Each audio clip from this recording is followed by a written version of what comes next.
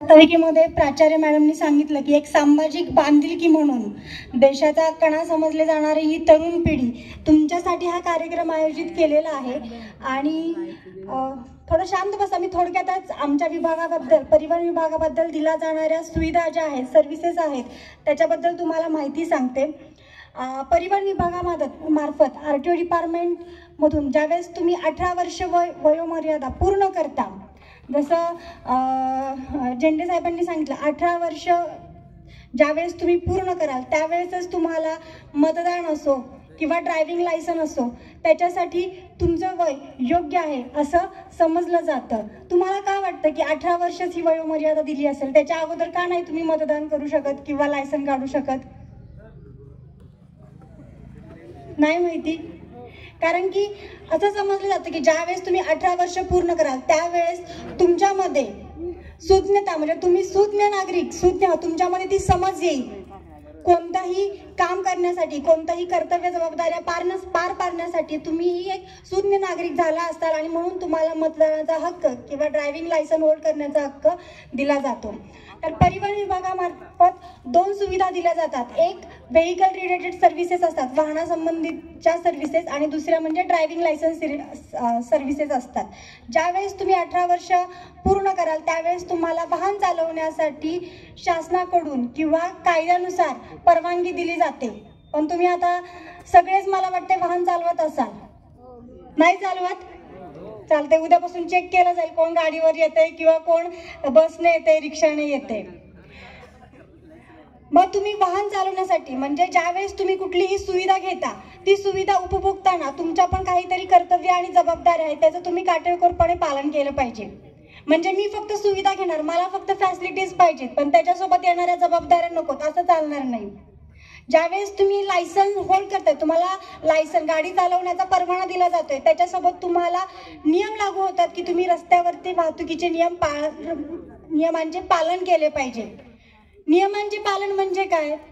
तुम्ही लायसन आहे तुमच्याकडे म्हणून गाडी कशीही चालवू शकता का? नाही.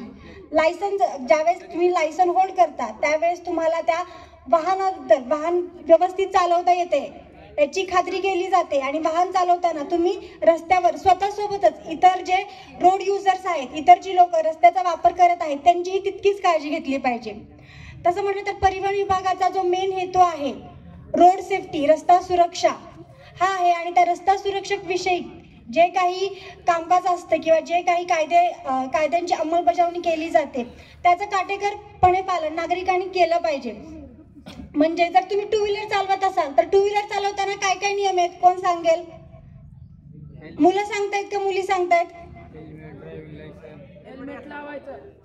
हेल्मेट घातलं पाहिजे, अगदी बरोबर, हेल्मेट घातलं पाहिजे. अजून लायसन तर महत्वाचीच गोष्ट आहे. लायसन म्हणजे काय? तुम्हाला वाहन चालवायची परवानगी दिलेली आहे.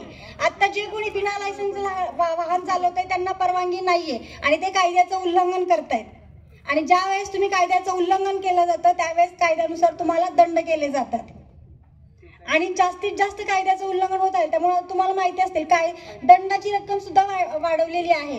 जर तुमच्याकडे लायसन नसेल तर तुम्हाला किती दंड होतो माहिती आहे का? नाही.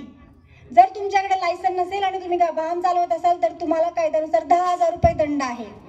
5,000 रुपये त्या गाडी मालकाला, म्हणजे तुमच्या वडिलांची गाडी असेल किंवा इतर कोणाच्याही रिलेटिव्ह, इतर कुठल्याही पाहुण्यांची गाडी असेल तर तो 5,000 ओनरला, जो गाडीचा मालक आहे, आणि 5,000 ड्रायव्हरला म्हणजे चालकाला.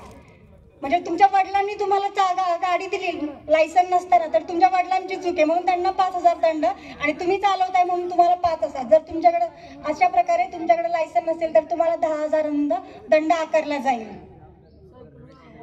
मग 2 व्हीलर चालवताना जसं त्याने सांगितलं हेल्मेट घालणं अतिशय गरजेचं आहे. का हेल्मेट वापरायचं? कारण की ज्यावेळेस अपघात होतो आपल्या शरीरातील महत्वाचे 2 अवयव असतात, एक म्हणजे हृदय आणि दुसरं म्हणजे मेंदू. आणि याला जर इजा झाली तर तुम्ही काय होतं, मोस्टली लोक काय होतात, पॅरलाइज्ड होतात, म्हणजे तर जिवंत असून सुद्धा जिवंत नसल्यासारखे होतात. म्हणून ज्यावेळेस अपघात होतो 2 व्हीलर चालकाचा त्याच्या सगळ्यात जास्त इजा ही डोक्याला होते, मेंदूला होते. म्हणून ते हेल्मेट हे कंपल्सरी वापरलंच पाहिजे 2 व्हीलर चालवताना. कित्येक म्हणजे कित्येक अपघात असे आहेत की ज्याच्यामध्ये जर त्या व्यक्तीने फक्त हेल्मेट घातलं असतं तर त्याचा जीव वाचला असता. आणि लक्षात घ्या मित्रांनो, ज्यावेळेस अपघात होतो, ज्यावेळेस एखादी व्यक्ती आपल्या घरातील असो किंवा नातेवाईकांमधील मृत पावते, त्याची जी उणीव आहे किंवा कुठल्याही गोष्टीने ती गोष्ट तो व्यक्ती परत होऊ शकत नाही, इरिव्हर्सिबल आहे, त्याला रिव्हर्स बटन नाही. तुमचाच उद्या जाता जाता ऍक्सिडेंट झाला, हात तुटला, पाय तुटला, तर कोणी देऊ शकतं का हात पाय परत? नाही देऊ शकत. तुम्ही अधो होऊन जाता आणि त्याला काहीही कॉम्पन्सेशन नाहीये. म्हणून स्वतःची काळजी स्वतःच घेतली पाहिजे. आपल्या जीवाची काळजी आपणच जास्त घेऊ शकतो, बरोबर आहे ना? आम्ही किती सांगितलं, तुम्ही हेल्मेट घाला, ओव्हर स्पीडिंगने गाड्या चालवू नका, ट्रिपल सीट जाऊ नका, जास्त जे काही स्टंट्स आहेत ते करू नका. पण आम्ही कितीही प्रबोधन केलं, कितीही सांगितलं, जोपर्यंत तुम्ही स्वतःहून त्याची अंमलबजावणी करणार नाही तोपर्यंत ते होणार नाही. रस्ता सुरक्षा ही जितकी महत्वाची आहे, कारण की आजच्या दैनंदिन जीवनात आपण बघितलं तर गाडी, दोन गोष्टी फार महत्वाच्या आहेत, गाडी आणि मोबाईल. ह्या दोन गोष्टी नसतील तर कोणी बाहेरच पडत नाही. एक वेळ डबा विसरला तरी चालेल, पण माझा मोबाईल विसरला नाही पाहिजे, बरोबर आहे ना? मग ज्यावेळेस तुम्ही गाडीचा वापर करता त्यावेळेस मोबाईलचा वापर नाही केला पाहिजे. म्हणजे महत्वाचा कुठला फोन आला तर खूप महत्वाचं आहे, माझे वडील दवाखान्यात आहेत, माझी आई दवाखान्यात आहे, दवाखान्यात जायचंय, माझा खूप इम्पॉर्टंट कॉल आहे. मी असं म्हणत नाही की फोन उचलू नका, पण तुमची गाडी सेफली साईडला घ्या. सेफली म्हणजे ज्याच्यामुळे दुसऱ्या वाहन चालकांना काही त्रास होणार नाही. साईडला घ्या आणि मग फोनवर बोला. मोबाईल टॉकिंगच्या केसेस खूप वाढल्या आहेत. चालता चालता मोबाईलवर बोलवा किंवा हेडफोन लावून बोला. हेडफोन लावून बोलणं ही नॉट अलाउड आहे. तुम्ही हेडफोन लावून सुद्धा बोलायच नाही. फोन आला कंपल्सरी गाडी सेफली पार्क करा, साईडला घ्या आणि नंतरच फोनवर बोला. तुमच्यामुळे तुम्हाला काही नाही झालं तर दुसरा येऊन तुम्हाला धडकेल, त्याने किती हॉर्न वाजवलं तरी तुम्हाला कळणार नाही. मग ह्या ज्या काही गोष्टी आहेत वाहन चालवण्याच्या, ज्यावेळेस तुम्ही एक सुज्ञ नागरिक म्हणून सुविधा घेत असता, सुविधा घेतानाच त्यासोबत ज्या काही कर्तव्य, जबाबदाऱ्या आहेत, नियम आहेत, कायदे आहेत, त्यांचं सुद्धा तुम्ही काटेकोरपणे पालन केलं पाहिजे. त्यासाठी जे काही परिवहन विभागामार्फत, जसं मी सांगितलं की आम्ही तुमचं 18 वर्ष पूर्ण झालं, तुम्ही लर्निंग लायसन्स साठी अप्लाय करा. एक महिन्यानंतर तुम्हाला परमनंट लायसन भेटेल.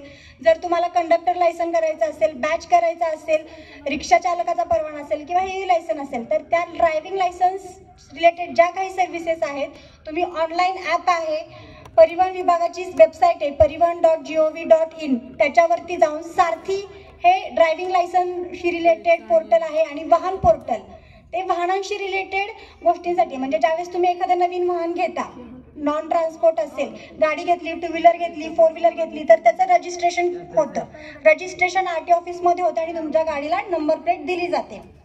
आता ही जी प्रोसेस आहे ती पूर्ण डीलर मार्फत होते, पण त्याचा जो होल्ड आहे किंवा त्याचं जे मेन अथॉरिटी आहे ती परिवहन विभागात RTO मधूनच त्याची लायसन्स किंवा जे काही नंबर्स दिले जातात ते परिवहन विभागामार्फत देतात. त्यानंतर ज्यावेळेस तुमच्या गाडीला 15 वर्ष पूर्ण होतात, त्यानंतर तिचं रिपासिंग करावं लागतं. रिपासिंग म्हणजे काय? ती फिजिकली फिट आहे, ती रस्त्यावर चालण्यासाठी, त्याच्यासाठी तिचं इन्स्पेक्शन केलं जातं आणि त्यानंतर ती रस्त्यावर चालण्यासाठी पुढील 5 वर्ष फिट आहे, मेकॅनिकल फिट असं सर्टिफिकेट दिलं जातं आणि नंतर ती 5 वर्ष पुढे वापरली जाते.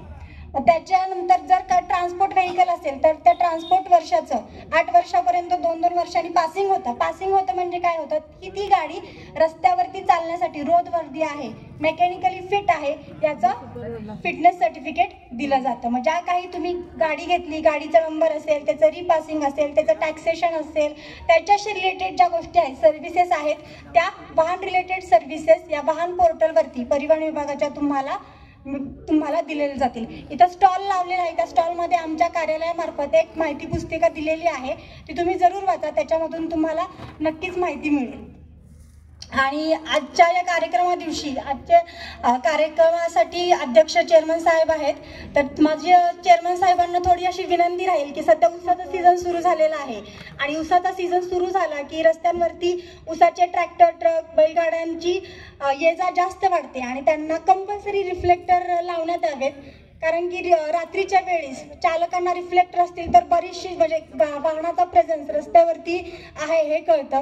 तसंच जे काही ट्रॅक्टर वगैरे आहेत मोठे मोठे साऊंड फिट करून चालवतात तर त्यांच्यावरती थोडंसं प्रतिबंधात्मक म्हणजे कारखान्यामार्फतच कारवाई केली, सांगितलं तर बरं होईल की साऊंड फिट करू नका. कारण की काय होतं, पाठीमागचं किती हॉर्न वाजवलं तरी त्याला ऐकू येत नाही. मग ते साऊंड्स नसतील, रिफ्लेक्टर्स असतील, आणि महत्त्वाचं म्हणजे ते जे चालक आहेत, आम्ही बऱ्याचदा बघतो की 8वी-9वीतली मुलं आहेत, तर ते चालक आहे तर त्यांच्याकडे कंपल्सरी ट्रॅक्टर ट्रेलरचं लायसन पाहिजे, याची खातरजमा कारखान्याने करावी. आमच्या मार्फत तर आम्ही कारवाई करतो, पण कारवाई केल्यानंतर कसं होतं की दंडात्मक कारवाई होते.